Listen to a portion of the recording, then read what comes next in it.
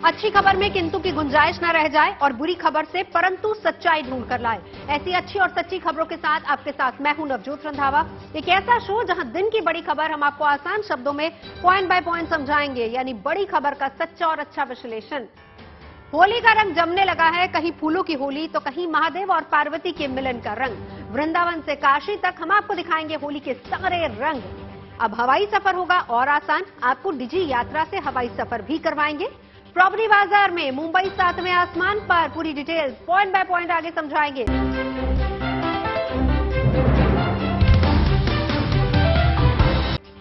अच्छी और सच्ची खबरों की शुरुआत करते हैं। सबसे पहले बात होली की कर लेते हैं। रंगों का ये त्योहार बेहद नजदीक है, लेकिन इससे पहले ही देश के तमाम राज्यों में इसकी रौनक देखने को मिल रही है। या कहें कि होली का रंग पूरे देश में चढ़ चुका है, खास तौर पर उत्तर प्रदेश में, जहां ब्रज के अलावा बाबा विश्वनाथ की नगरी काशी में आज रंग भरी एकादशी से होली पर्व की शुरुआत हो गई है।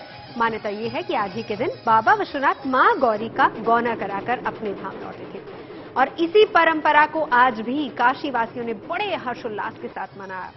वाराणसी के अलावा आपको मथुरा, बीकानेर की भी होली का रंग दिखाएंगे, लेकिन पहले गौना महोत्सव पर यह रिपोर्ट देखिए।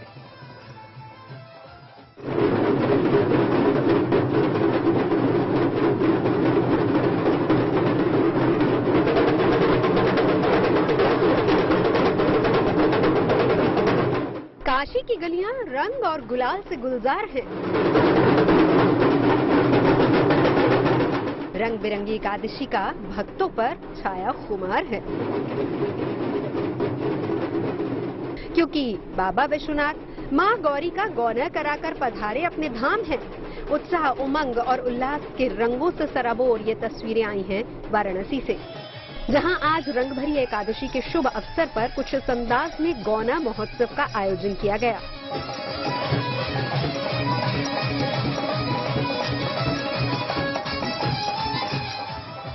मौका बेहद खास है, लिहाजा ढोल नगाड़ों, डमरू की थाप और शंखनाद से पूरी काशी गूंज उठी है।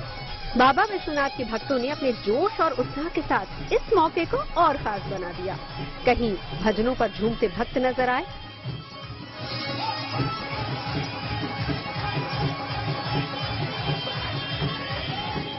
तो कहीं डमरू बजाकर भोले बाबा और मां पार्वती का स्वागत किया गया।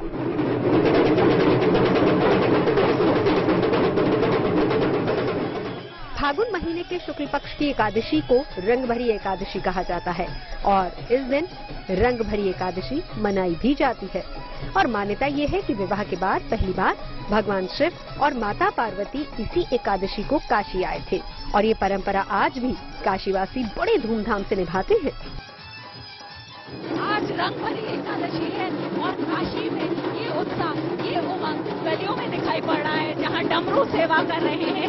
ये जो भक्त है महादेव के, वो डमरू बजा करके अपना उल्लास, अपनी उमंग को जाहिर कर रहे हैं। जहां जाओ वहीं ये माहौल नजर आ रहा है, नाच रहे हैं और डमरू सेवा करते हुए ये भक्त दिखाई पड़ रहे हैं। क्योंकि आज खास तौर पर ये भी मान्यता है कि महादेव मां पार्वती को गौना करा कर लाए थे और इसीलिए ये उल्लास और ज्यादा है। यहाँ देखने के लिए हम देख रहे हैं जो महिलाएं हैं, जो लोग हैं काशी की सड़कों पर, काशी की गलियों में, वो भी दिखाई पड़ रही हैं। तो गलियों का ये नजारा, कहा जाता है कि बनारस काशी गलियों का शहर है, लेकिन गलियों में किस तरह का उत्साह है, किस तरह की उमंग है, वो यहाँ दिखाई पड़ रही है।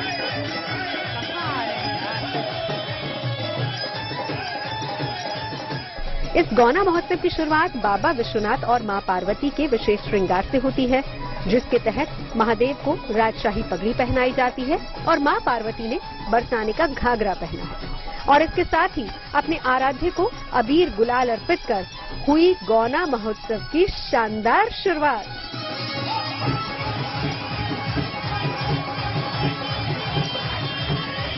देख पा रहे हैं कि महादेव ने ये जो श्रृंगार किया है वो बहुत ही अनुपम है, अतुलनीय है, क्योंकि ये जो पगड़ी, राजशाही पगड़ी दिखाई पड़ रही है तो ये बहुत ही, इसमें कलगी भी लगी हुई है, इसमें मोती भी लगी हुई है, रेशम से ये बुनी गई है। साज सज्जा देखिए और किस तरह से मोतियों से श्रृंगार किया गया है, मां गौरा का किस तरह से श्रृंगार किया गया है। तो बहुत ही पवित्र ये भाव है, लेकिन उतना ही अतुलनीय, उतना ही खूबसूरत ये दृश्य है। और गुड न्यूज टुडे के दर्शकों को पहली बार, क्योंकि ये दृश्य टेलीविजन पर इस तरह से इतने करीब से हम देख पा रहे हैं, जहां पर इस तरह से गुलाल चढ़ाया जा रहा है। महादेव भी रंगों से सराबोर हो गए हैं, हम लोगों को भी रंग लग गया है। खास बात यह है कि आज ही के दिन भगवान शिव और माता पार्वती अपने इसी अंदाज में नगर भ्रमण पर निकले और भक्तों को दर्शन दिए। इस दौरान बाबा विश्वनाथ और मां पार्वती की एक झलक पाने के लिए भक्तों का सैलाब काशी की संकरी गलियों में उमड़ पड़ा। काशी का हर गली कूचा बाबा के जयकारों से गूंज उठा।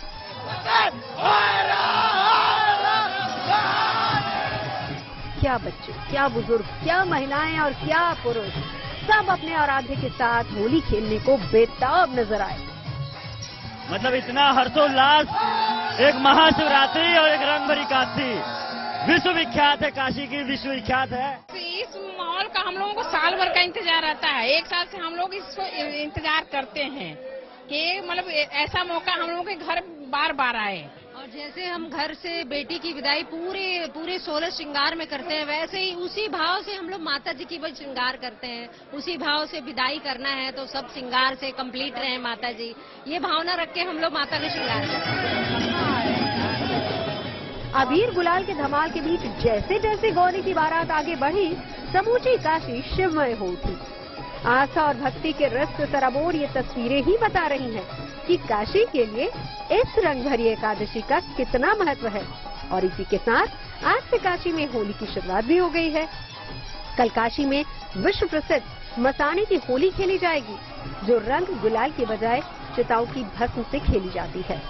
हर ओर यही माहौल दिखाई पड़ रहा है, जहां देखो वहां महादेव के आस्था में, महादेव और पार्वती के स्वागत में उठे ये हाथ हैं और महादेव के जो भक्त हैं वो अपनी आस्था और अपना जो प्रेम है महादेव के प्रति, मां पार्वती के प्रति, वो जाहिर कर रहे हैं। वीडियो जर्नलिस्ट गौरव गुप्ता के साथ शिल्पी सेन, वाराणसी।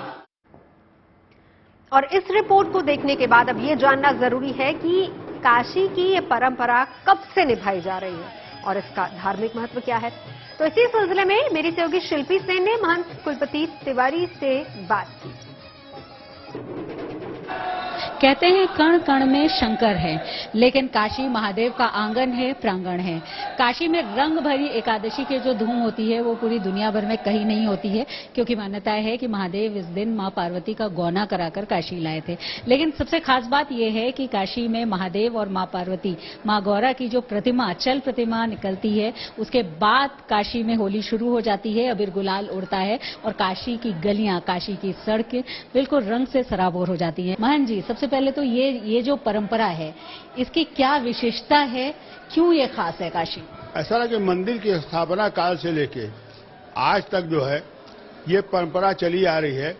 हमारे यहाँ जो भगवान शंकर का जो है महाशिवरात्रि का विवाह हुआ था और अमला एकादशी, नारद जी ने साइड निकाली थी कि अमला एकादशी और एकादशी के दिन जिस दिन रंगभरी होगी, इसलिए रंगभरी कहा गया है, क्योंकि अबीर से पूरा सरोवर लोग करते हैं, क्योंकि अबीर का समय शुरू हो जाता है, तब लोग कहते हैं कि आज जो है रंगभरी एकादशी आई। आज वो पल आ जाता है। भगवान शंकर की जो चल रजत प्रतिमा है वो मेरे आवास में सदा रखी रहती है। वो वर्ष में एक बार विश्वनाथ मंदिर में जब रात में चलती है, जब तामझाम में ब्राह्मणों के द्वारा, भक्तों के द्वारा और विदाई के जो है, क्योंकि मां पार्वती की विदाई कराने चले हैं जगत जननी जगदम्बा की, तो जो कन्या की विदाई का जो फल मिलता है या जो भी दुख अफसोस होता है, आज पूरी महिलाओं में, पुरुषों में होगा कि आज मेरी घर की बेटी, घर की बहन, घर की सखी, जो भी समझिए देवी को, देवी तो साक्षात जगत जननी जगदम्बा है, वो आज जब चलेंगी तो बहुतों को लोगों में आंसू आ जाते हैं और ये देखने काबिल होता है। 33 करोड़ देवी देवता ऊपर से और ब्रह्मा विष्णु महेश, भगवान राम, भगवान कृष्ण, अयोध्या से, मथुरा से सभी लोग इस बेला को देखने आते हैं। मथुरा और काशी जैसी होली देश में कहीं और नहीं खेली जाती। वाराणसी में आज से होली की शुरुआत भी हो चुकी है। जाहिर सी बात है कि होली के इस माहौल में होली के गीत भी फिजाओं में गूंजने लगे हैं। तो काशी के गंगा घाटों पर कैसा है होली का माहौल, देखिए मेरे सहयोगी रोशन जायसवाल की रिपोर्ट। काशी में फागुनी बयार रंग भरी एकादशी से शुरू हो जाती है और 5 दिवसीय होली का पर्व, फागुन का पर्व यहाँ पर मस्तानों की टोलियां मनाना शुरू कर देती है गंगा घाटों पर। इसी तरह मस्तानों की टोलियां जगह जगह अपने परफॉर्मेंस को परफॉर्म करती हैं। जी क्या सुना रहे हैं आज? पहले तो यही सुनाएंगे, फागुन महीना के अजबे उमंग, फागुन महीना के अजबे उमंग, अब की होली होई जीएनटी के संग, बोला हाय रे हे हा, होली आई रे, होली आई रे, होली आई रे, होली आई रे, सारा रा रा रा रा रा रा रा रा रा रा, जोगीरा सारा रा रा। बनारस की होली है और जब बनारस की होली का रंग चढ़ता है तो क्या कहना होता है, अरे मस्त महीना क्या कहना है, क्या कहना है, अरे ऋतु बसंत जब आए, बना के, अरे कूके कोयल फुलवारी में, और भंवरा गुनगुन गाए, भांग भी छनाए, क्या बात है। अरे देख सरसों फुलाइल बा, आम बौराइल बा, फागुन महीना देखो होली आई रे, देखो सरसों फुलाइल बा, आम बौराइल बा, फागुन महीना देखो होली आई रे, होली आई, होली आई, होली आई रे, मनवा शंकर मस्ती आइल बा, रंग में रंगाइल बा, फागुन महीना देखो होली आई रे, होली आई रे, होली आई रे, होली आई रे, जम के बनाओ भैया, जम के। अरे इहे फगुनवा देख के बाबा जुटे हैं 24 के तैयारी में, इहे फगुनवा देख के बाबा जुटे हैं 24 के तैयारी में। जब तैयारी हो तो काका होई, अरे माना मनौवल छोड़ा छोड़ौवल, माना मनौवल छोड़ा छोड़वल, चली संसद के गलियारी में, माना मनौवल छोड़ा छोड़वल, चली संसद के गलियारी में।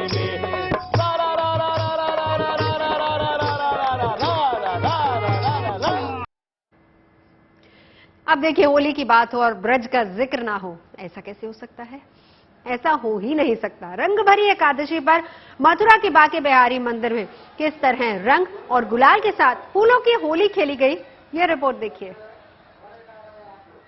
आपको बता दें ये तस्वीरें अपने आप में अद्भुत है। आपको बता दें ये जो फूलों वाली होली है, यहाँ पर फूलों वाली होली की शुरुआत हो गई है जो अपने आप में अनूठी है। और ये देखिए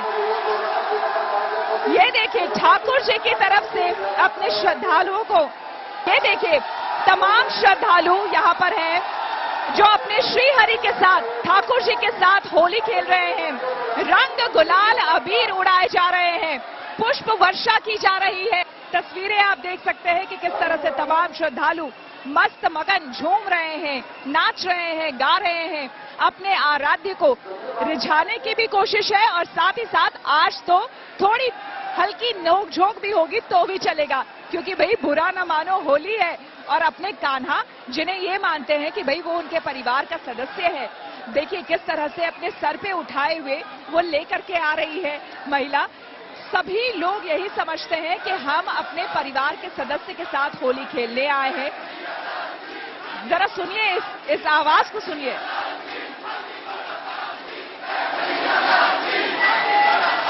जय कन्हैया लाल की, हाथी घोड़ा पाल की, और श्री कृष्ण के जय जयकार हो रहे हैं तमाम मंदिरों में। आपको बता दें कि आज ही से रंग भरी एकादशी से ही शुरुआत हो जाती है होली की। यूं तो ब्रज की बात करें तो लगभग 40 दिनों से ब्रज भूमि में रंगोत्सव मनाया जाता है, लेकिन आज के दिन से ही, रंग भरी एकादशी के दिन से ही अब पूरे ब्रजमंडल में ही नहीं, पूरे देश में एक तरह से होली की शुरुआत हो गई है। और वाराणसी के बाद अब आपको, मथुरा की होली के बाद अब आपको शूरवीरों की भूमि राजस्थान की होली का रंग भी दिखाते हैं। वहां बीकानेर में लोक कलाकारों ने अपनी कला से होली का माहौल बनाया और इसको और खुशनुमा कर दिया। वहां चंग की थाप पर सुरों के गुलाल उड़ रहे हैं और होली पर रमत की महफिल सजी है। तो चलिए देर किस बात की, बीकानेर चलते हैं।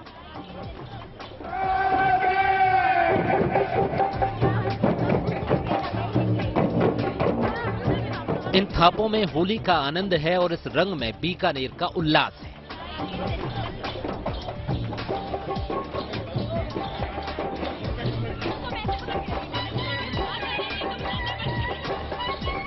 बीकानेर होली का स्वागत ऐसे ही बाहें पसार कर करता है।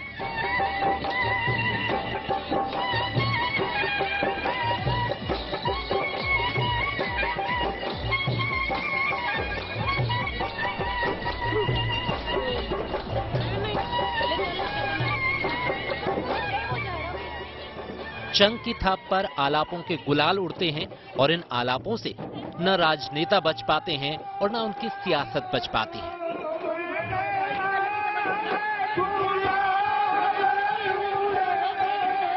हम क्या है कि 40 वर्षों से ये चंग बजाते हैं और होली का आनंद लेते हैं। होली की धमाल तो गाते ही हैं, पारंपरिक धमालें, और जो राजनीति की धमालें होती है उसको हम क्या है कि कटाक्ष के रूप में गाते हैं। जैसे कुरीतियाँ, राजनीति के अंदर भ्रष्टाचार है, कुरीतियाँ हैं, बड़े बड़े मुद्दे हैं, उनके ऊपर जो मुद्दे होते हैं उन पर हम धमाल बनाते हैं और गाते हैं। और ये अपने ही अंदाज में कहते हैं, बुरा ना मानो होली है।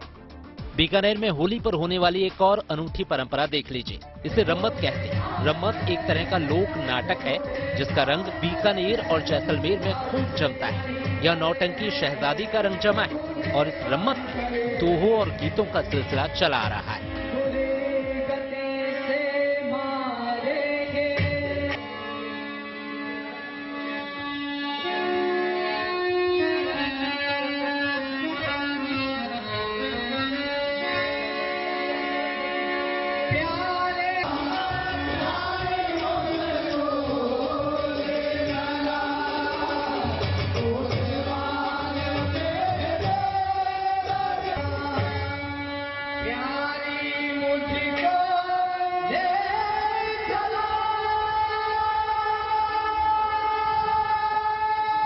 कथानक इसका ये है, ये देवर भाभी का संवाद है। भाभी ताना मारती है, देवर मतलब नाराज होकर के चला जाता है और ठान लेता है कि मैं नौटंकी शहजादी से शादी करके ही आऊंगा, तब ही भाभी को अपना मुंह दिखाऊंगा। हिंदुस्तान के तमाम रंगों की तरह होली के भी न जाने कितने रंग हैं। होली का रंग शहर शहर बदलता है और ये होली का बदलता रंग बीकानेर में भी जमकर बरसा है। Aparnesh Goswami, Bikaner, good news today.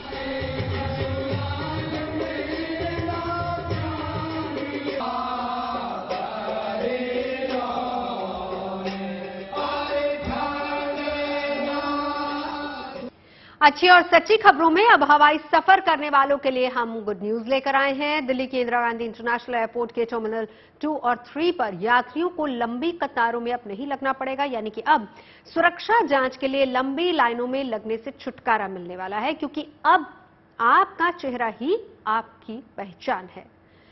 चेहरा ही आपका बोर्डिंग पास बन गया है। दिल्ली एयरपोर्ट के टर्मिनल 2 और टर्मिनल 3 के सभी एंट्री गेट्स पर डिजी यात्रा के बोर्डिंग गेट इनेबल करने की योजना है।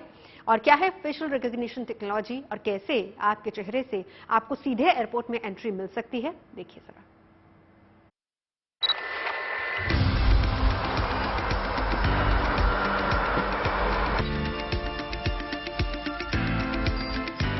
न टाइम की टेंशन, न डॉक्यूमेंट्स छूटने का डर। अब झटपट चेहरा दिखाकर सीधे एयरपोर्ट में होगी एंट्री। अब चेहरा ही है आपका बोर्डिंग पास, यानी हवाई यात्रा करने के लिए अब बोर्डिंग पास और आईडी प्रूफ की जरूरत नहीं पड़ेगी। केंद्र सरकार हवाई अड्डों में एंट्री के लिए फेशियल रिकॉग्निशन तकनीक का इस्तेमाल शुरू करने वाली है। और गुड न्यूज ये है कि अब इस सुविधा का लाभ दिल्ली एयरपोर्ट के टर्मिनल 2 और 3 पर सभी यात्रियों को मिलना जल्दी ही शुरू हो जाएगा। मार्च खत्म होने से पहले दोनों ही टर्मिनल डीजी यात्रा की आधुनिक सुविधा से लैस होंगे। पिछले साल 1 दिसंबर को नागरिक उड्डयन मंत्री ज्योतिरादित्य सिंधिया ने यात्रियों के सफर को आसान बनाने के लिए डीजी यात्रा ऐप लॉन्च की थी। उस दौरान इसे पायलट प्रोजेक्ट के तौर पर एक ही टर्मिनल पर शुरू किया गया था, लेकिन सुरक्षा के पैमाने पर खरा उतरने के बाद अब इस सुविधा का दूसरा चरण शुरू कर दिया जाएगा। और इस चरण में टर्मिनल 2 और 3 के सभी एंट्री और बोर्डिंग गेट्स पर फेशियल रिकॉग्निशन तकनीक का इस्तेमाल होगा। दिल्ली एयरपोर्ट पर यात्रियों के लिए सुविधाएं अब और ज्यादा बढ़ने वाली हैं और ये सुविधाएं ऐसे होंगी कि यात्रियों का समय बहुत ज्यादा बचने वाला है। बहुत जल्द दिल्ली एयरपोर्ट के टर्मिनल 2 और टर्मिनल 3 के सभी गेट्स को डीजी यात्रा इनेबल्ड कर दिया जाएगा। डीजी यात्रा कैसे काम करता है आप में से अधिकतर लोग जानते हैं। डीजी यात्रा के तहत सफर करने के लिए आपको सबसे पहले डीजी यात्रा की ऐप पर खुद को रजिस्टर करना होगा, अपना आधार कार्ड अपलोड करना होगा और अपना बोर्डिंग पास अपलोड करना होगा और फिर वहां पर आपको अपना एक फोटो अपलोड करना होगा। उसके बाद आपको डीजी यात्रा ऐप से ही एक QR कोड मिलेगा और उस QR कोड को लेकर जब आप एयरपोर्ट पहुंचते हैं तो आराम से इस तरह से आपको एक VVIP फीलिंग आएगी। डीजी यात्रा के लिए अलग से एंट्री गेट बनाए गए हैं। आप इन गेट्स पर आइए, अपना QR कोड स्कैन करिए और आसानी से आप निकल जाइए। और यही पूरा प्रोसेस आपको एयरपोर्ट के सभी चेक पॉइंट पर लगाना है। सभी गेट्स पर आप अपने QR कोड के जरिए ही एंट्री कर सकते हैं। इस ऐप की मदद से वक्त बर्बाद नहीं होगा। एयरपोर्ट में यात्रा करने के लिए बोर्डिंग पास दिखाने की जरूरत नहीं होती। ऐसा इसलिए है क्योंकि इस ऐप की मदद से सिर्फ फेस रिकॉग्निशन के जरिए एयरपोर्ट पर एंट्री मिल जाती है। दरअसल यात्रियों का समय बचाने और पेपरलेस यात्रा को बढ़ावा देने के लिए डीजी यात्रा योजना के तहत ये अहम फैसला लिया गया है। फेशियल रिकॉग्निशन तकनीक से चेहरे पर चोट लगने के बावजूद यात्री की पहचान की जा सकती है। ऐप में रजिस्ट्रेशन के बाद जब यात्री पहली बार हवाई यात्रा करेंगे तो एयरपोर्ट पर उनके चेहरे का डेटा ले लिया जाएगा। हालांकि जो लोग इस सुविधा का इस्तेमाल करना नहीं चाहते हैं उनके लिए एयरपोर्ट पर आईडी और बोर्डिंग पास दिखाकर एंट्री का विकल्प भी मौजूद रहेगा। वो जो कतार लगी हुई है ये वो कतार है जो लोग मैनुअल एंट्री करके एयरपोर्ट के अंदर जा रहे हैं। उनकी लाइन कितनी बड़ी है, कितनी देर से वो लोग लाइन में खड़े हैं, ये आपको साफ साफ यहाँ दिखाई पड़ रहा है। जबकि ये डीजी यात्रा का एंट्री गेट है और यहाँ से देखिए आप, ये एक पैसेंजर हैं, ये एंट्री लेने के लिए पहुंचे हैं। इनके पास पहले से ही एक QR कोड होगा जो कि ऐप में रजिस्टर करने के बाद इनको मिला होगा। उन्होंने वो QR कोड यहाँ पर स्कैन किया और देखिए इनके गेट आराम से फट से खुल गए। इस डीजी यात्रा एंट्री गेट से फटाफट लोग एंट्री कर जा रहे हैं, जबकि मैनुअल एंट्री में लोग लाइन में अब भी लगे हुए हैं। आंकड़े भी यही कह रहे हैं कि लगभग एक यात्री का 15 से 25 मिनट तक उसका बचेगा। इस ऐप के लॉन्च के बाद से अब तक यानी करीब 3 महीनों में 2.5 लाख से ज्यादा यात्रियों ने इस सुविधा का फायदा उठाया है और अपना सफर पहले से आसान बनाया है। इस सुविधा का सबसे बड़ा फायदा है कि इससे सिक्योरिटी चेक इन में लगने वाला समय कम हो जाता है। मैंने डीजी यात्रा से चेक इन किया है। आई थिंक प्रोसीजर जो है इनका काफी अच्छा है और हेल्प डेस्क भी अच्छा है। थोड़ी सी शुरू की प्रॉब्लम्स हैं, वो लोगों को समझने में टाइम लगेगा, पर एक बार समझ आ जाएगी और एक बार अंदर का प्रोसेस सब सेटअप हो जाएगा तो काफी टाइम बचेगा। यहाँ आके आपको क्यूज में नहीं खड़ा होना पड़ेगा, लाइन नहीं लगनी पड़ेगी। जो बाहर वेट कर रहे हैं उनके लिए भी अच्छा होगा। They will not wait for so long. We are also waiting. हमें आधा पौना घंटा हो गया यहाँ वेट कर रहे हैं। लाइनें लगी हुई हैं, ये लोग मैनुअली चेक करते हैं, उससे तो बेटर है अपना उसको सेंड करो निकल जाओ, तो टाइम आपका सेविंग होगा काफी। फिलहाल बोर्डिंग गेट से एंट्री तक औपचारिकताएं पूरी करने के लिए करीब 25 से 30 मिनट का वक्त लग जाता है। लेकिन इस ऐप के जरिए अब एंट्री भी आसान होगी और आपको एयरपोर्ट में प्रवेश करने के बाद लंबी लाइन में भी नहीं लगना पड़ेगा। दिल्ली से मनीष चौरसिया के साथ bureau report, good news today. Digital सेवाओं की दिशा में केंद्र सरकार का ये बड़ा कदम है और इस सुविधा के लिए FRT यानी फेशियल रिकॉग्निशन टेक्नोलॉजी का इस्तेमाल किया जाता है, जिससे यात्री का चेहरा ही बोर्डिंग पास की तरह काम करता है। इस सुविधा का इस्तेमाल करने के लिए यात्रियों को डिजी यात्रा ऐप को अपने स्मार्टफोन पर डाउनलोड करना होगा और ऐप में लॉगिन करते वक्त यात्री को डिजी यात्रा ऐप पर आधार नंबर के जरिए अपना रजिस्ट्रेशन कराना होता है और इसके बाद अपनी हवाई यात्रा और बोर्डिंग पास से जुड़ी जानकारी ऐप पर अपलोड करनी है। इसके लिए ऐप में विकल्प मौजूद हैं। इसके बाद यात्री को अपनी यात्रा के लिए एक बारकोड बोर्डिंग पास मिल जाता है और इसी वर्चुअल बोर्डिंग पास से एयरपोर्ट पर बने ई-पैड पर दिखाना होगा, जो इस कोड को स्कैन करेगा और आपका चेहरा दिखाकर आपको एंट्री मिल जाएगी। हालांकि एयरपोर्ट में एंट्री के बाद यात्री को सिक्योरिटी चेक और दूसरे सामान्य प्रक्रियाओं से गुजरना पड़ेगा और ऐप पर यात्रियों की सिक्योरिटी को लेकर सरकार ने भरोसा दिया है कि यात्री से जुड़ी निजी जानकारी को सिर्फ यात्री के स्मार्टफोन के सुरक्षित वॉलेट में ही स्टोर किया जाएगा। फिलहाल ये हाईटेक सुविधा दिल्ली, बेंगलुरु और वाराणसी के एयरपोर्ट्स पर सिर्फ घरेलू यात्रियों के लिए ही शुरू की गई है, जिसे आने वाले समय में सभी एयरपोर्ट्स पर लागू किया जा सकता है। इस सुविधा से केवल समय की बचत ही नहीं होगी, इससे बहुत सारे फायदे हैं। विस्तार से हम आपको बताते हैं। दिल्ली इंटरनेशनल एयरपोर्ट लिमिटेड के मुताबिक इस ऐप की मदद से चेहरे की पहचान के आधार पर सभी चेक पॉइंट्स पर यात्रियों की एंट्री हो पाएगी। एयरपोर्ट की एंट्री, सिक्योरिटी चेक और बोर्डिंग गेट तीनों जगहों पर ऐप के QR कोड से ही काम हो जाएगा, यानी यात्रियों को अलग अलग चेक इन पॉइंट्स पर बोर्डिंग पास या फिर पहचान पत्र दिखाने की जरूरत नहीं होगी। इससे देश का सिक्योरिटी सिस्टम भी मजबूत होगा। हर चेक इन पॉइंट पर केवल वास्तविक यात्री को ही एंट्री मिलेगी। इंसानी दखल कम से कम हो जाएगा और इसके साथ ही लाइन में लगने पर खर्च होने वाला समय भी बच जाएगा। एयरपोर्ट ऑपरेटर्स के पास यात्रियों का रियल टाइम जानकारी भी होगी और इससे पैसेंजर लोड और रिसोर्स प्लानिंग बेहतर करने में मदद मिलेगी। ये सभी सुविधाएं फेशियल रिकॉग्निशन तकनीक के तहत मिलने वाली हैं और इस तकनीक के जरिए यात्री की सही जानकारी एयरपोर्ट ऑपरेटर के पास हो जाएगी। इसीलिए इस तकनीक को समझना बहुत जरूरी है। तो सबसे पहले हम आपको ये बताते हैं कि आखिर ये तकनीक है क्या। ये दरअसल एक बायोमेट्रिक सिस्टम है जो इंसान की पहचान उसके चेहरे, आंखों, मुंह के कॉम्बिनेशन से करता है। इसमें चेहरे के सभी एलिमेंट, खासकर आंखें और मुंह को रीड किया जाता है और फिर पहचान के लिए चेहरे की 3D इमेज बनाकर डेटाबेस में सेव की जाती है। इस तकनीक का आविष्कार अमेरिकी वैज्ञानिकों की टीम ने किया है, जिसका इस्तेमाल अब ज्यादातर देशों में किया जा रहा है। लेकिन सवाल यहां पर यह है कि एयरपोर्ट पर पहुंचने से पहले इस प्रोसेस को कैसे पूरा किया जाए। ये जानने के लिए मैं हमारे सहयोगी मनीष चौरसिया डिजी यात्रा बडी के पास पहुंचे, जिन्होंने स्टेप बाय स्टेप किस तरीके से इसका इस्तेमाल हो सकता है वो भी स्क्रीन पर आप देख सकते हैं। आप अपने मोबाइल के जरिए ही इस पर अपनी डिटेल्स अपलोड कर सकते हैं।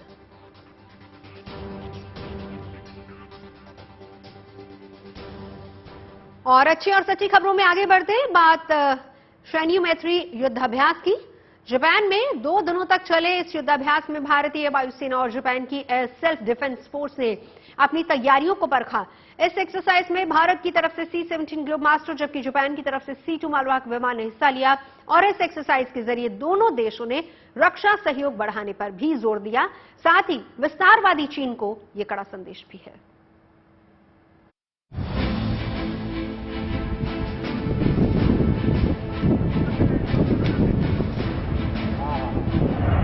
जापान के आसमान में भारतीय वायुसेना के ग्लोबमास्टर की उड़ान।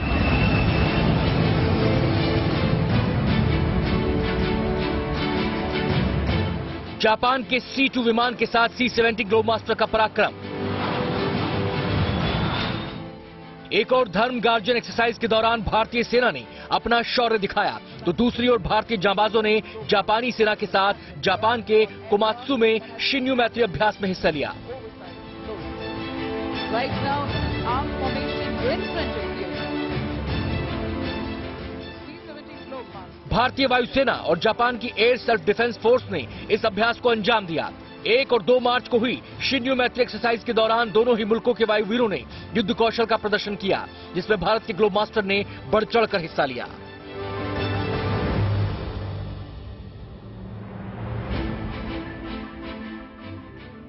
ये एक्सरसाइज ऐसे समय की गई जब C-17 ग्लोब मास्टर संयुक्त अरब अमीरात के एक्सरसाइज डेजर्ट फ्लैग 8 और ब्रिटेन में एक्सरसाइज कोबरा वॉरियर में भी हिस्सा ले रहा है। भारत के C-17 ग्लोब मास्टर ने कई मोर्चों पर अपनी काबिलियत साबित की है। हाल ही में तुर्की में आए भूकंप के बाद राहत मिशन में ग्लोब मास्टर ने हिस्सा लिया था। रूस यूक्रेन युद्ध के दौरान यूक्रेन से भारतीयों की वतन वापसी में भी भारत के इस बाहुबली ने अहम भूमिका निभाई। और तो और देश में कई एयर शो के दौरान ग्लोब मास्टर ने दूसरे विमानों की अगुवाई की है। Massive long-haul aircraft that has been tackling distances and oversized loads. Right now in an arc formation in front of you. आपदा में अभिभावक बन जाने वाले ग्लोब मास्टर परिवहन विमान की जाबाजी का लंबा इतिहास रहा है और अब जापान के साथ शिन्यू मैत्री एक्सरसाइज के दौरान भी ग्लोब मास्टर विमान ने अपनी क्षमता दिखाई। 3 हेलीकॉप्टर या 2 ट्रकों को एयरलिफ्ट करने की ताकत रखने वाले ग्लोब मास्टर ने जापान के C-2 विमान के साथ अपना दमखम दिखाया।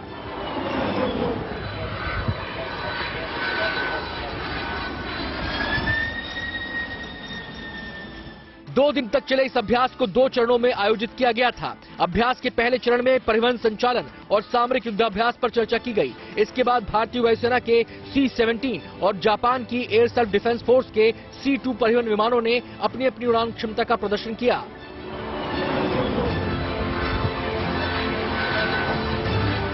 शिन्यू मैत्री एक्सरसाइज का मकसद भारत और जापान के बीच सामरिक क्षेत्र में आपसी तालमेल बढ़ाना और विचार विमर्श करना है। दोनों मुल्कों के बीच बढ़ते रक्षा सहयोग की दिशा में शिन्यू मैत्री एक और अहम कड़ी साबित हुआ। Bureau report, good news today. Mahanagari Mumbai की चकाचौंध दुनिया के हर किसी व्यक्ति को लुभाती है। देश के कई वीवीआईपी लोगों का मुंबई में अपना आशियाना है। यहाँ लग्जरी मकानों के लिए करोड़ों रुपए खर्च करने पड़ते हैं। कोरोना काल के बाद से मुंबई में लग्जरी रेजिडेंशियल प्रॉपर्टीज की कीमतों में काफी उछाल देखा गया। नाइट फ्रैंक इंडिया की एक रिपोर्ट में दुनिया के 100 शहरों की एक लिस्ट तैयार की गई है, जिसमें मुंबई लग्जरी घरों की कीमत के मामले में 37वें पायदान पर पहुंच गया है। साल 2021 में मुंबई टॉप 100 शहरों की सूची में 92वें पायदान पर था। नाइट फ्रैंक की इस रिपोर्ट ने दुनिया में 100 प्रमुख शहरों में संपत्तियों की कीमतों का विश्लेषण किया है। नाइट फ्रैंक इंडिया की रिपोर्ट में भारत के 2 और शहर भी शामिल हैं।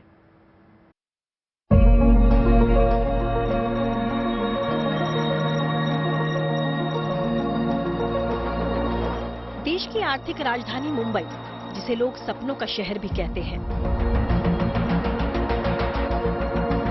एक से बढ़कर एक गगनचुंबी इमारतें और समंदर का किनारा माया नगरी मुंबई की खूबसूरती में 4 चांद लगा देते हैं। अब इस शहर की चमक और भी सुनहरी हो चुकी है। दुनिया के संपत्ति बाजार में मुंबई का कद अब और बढ़ गया है।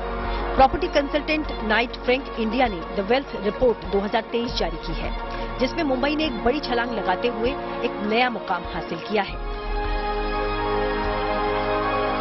देश में पिछले कुछ सालों में प्रीमियम लग्जरी घरों का चलन खूब बढ़ा है। देश के अलग अलग ऐसे मेट्रो सिटीज हैं जहां पर लोग प्रीमियम और लग्जरियस घर खरीदते हैं। वहीं नाइट फ्रैंक इंडिया, जो कि इन लग्जरी प्रॉपर्टीज का आंकलन करता है और उस पर एक रिपोर्ट निकालता है, उस रिपोर्ट को 2022 का पूरा आंकलन किया गया और उसके बाद एक रिपोर्ट तैयार की गई जो पूरी दुनिया में 100 ऐसे शहर हैं जहां पर लग्जरी प्रॉपर्टीज के रेट जो हैं वो लगातार बढ़ रहे हैं। ऐसे में मुंबई, जो भारत की आर्थिक राजधानी मानी जाती है, वहां पर भी लग्जरी प्रॉपर्टीज के रेट जो हैं वो 6.4% तक बढ़े हैं। दुनिया के 100 शहरों की प्रॉपर्टी की कीमतों के प्रदर्शन के आधार पर इस रिपोर्ट को तैयार किया गया। साल 2022 में 100 में से 85 शहरों में पॉजिटिव रूप में कीमतों में इजाफा हुआ। Property consultant Knight Frank India की रिपोर्ट के अनुसार लग्जरी घरों की कीमतों में उछाल के मामले में मुंबई ग्लोबल रैंकिंग में 92वें स्थान से 37वें स्थान पर आ गई है। कोरोना काल के बाद मुंबई के संपत्ति बाजार में 6.4% की बढ़ोतरी हुई है। साल 2023 में मुंबई में प्रमुख संपत्तियों में 3% का इजाफा देखने की उम्मीद है। नाइट फ्रैंक इंडिया की रिपोर्ट के अनुसार लग्जरी लाइफ जीने की ख्वाहिश रखने वाले लोग अब अपना आशियाना बनाने के लिए देश की प्राइम लोकेशन की तरफ रुख करने लगे हैं। 2022 में इसमें और उछाल आया जो प्राइम प्रॉपर्टी के प्राइस ग्रोथ हैं, और जिसके वजह से भारतीय मार्केट्स जो है, चाहे वो मुंबई है या बेंगलोर और दिल्ली, इनकी रैंक्स में भी काफ़ी सुधार आया है। तो दोनों ही कारण हो गए, जैसे मैंने बताया। पहली चीज़ तो जो धनी लोगों का रुझान रहा है भारत में भी प्रॉपर्टी के लिए, और दूसरी चीज़ है कि जो भारतीय मार्केट्स में तेज़ी आई और उसी समय ग्लोबल मार्केट्स में थोड़ी मंदी रही हाउसिंग मार्केट को लेकर के, इन कारणों की वजह से रैंकिंग्स में सुधार आए भारत में। भारत के रेजिडेंशियल प्रॉपर्टी बाजार में पिछले कुछ समय से मांग में इजाफा दिखाई दिया है, जिससे कीमतों में बढ़ोतरी हुई है। मुंबई से पारस धामा के साथ bureau report, good news today. खबरें सच्ची होनी चाहिए, अच्छी खुद ब खुद लगती है। Navjot Randhawa signing off. आप सुनते रहिए गुड न्यूज और देखते रहिए गुड न्यूज टुडे।